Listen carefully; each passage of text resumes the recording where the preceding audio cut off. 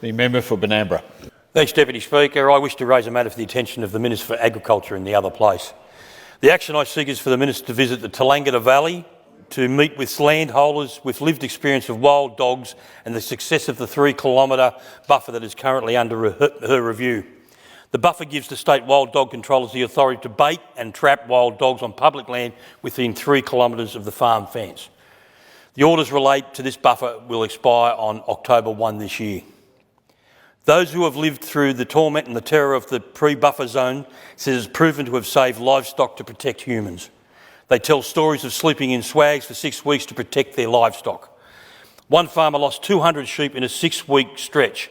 Animals torn apart, others left with their insides dragging along the ground, livestock slaughtered for the thrill of the kill. You need to hear these stories. You need to hear the voices as they tell of the brutal night after night attacks. They can show you the pictures. I can show you the pictures. I can show you live footage. I met with landholders last month who say it's not just the stock losses. The removal of the buffer would reduce their ability to patrol and protect their livestock, cut their working land in half and decreasing productivity and viability. They'll tell you about an increasing presence of wild dogs howling through the night, 6 shot on one property in a fortnight, while the remnants of deer culls are scavenged within 2 days. One former trapper that I know was worried when his dogs were unusually staying close to him through a bush section of his property. He stopped and called out the wild dogs. There was 9 responses surrounding him. These landholders will talk of mental health toll issues, studies like, you name it, first responders, Vietnam vets with PSD. They can speak with authority of Neospora caninum carried by these wild dogs that leads to cattle aborting calves. Already you'll be hearing opposing voices, the Dingo Foundation and others talking up non-lethal methods of wild dog control that include additional fencing, marimas and alpacas. Landholders will tell you that that doesn't work.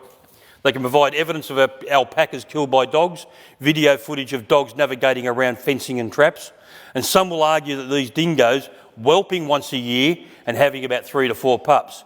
Now the lived experience is wild dogs have 3 litters every 2 years, with some recently shot bitches carrying 7 and 9 pups, respectively. I've seen it personally.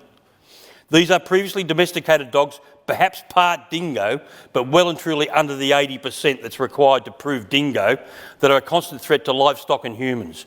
Without the buffer, the trappers will be limited to private land. The dog's free attack from the bush boundary will at will.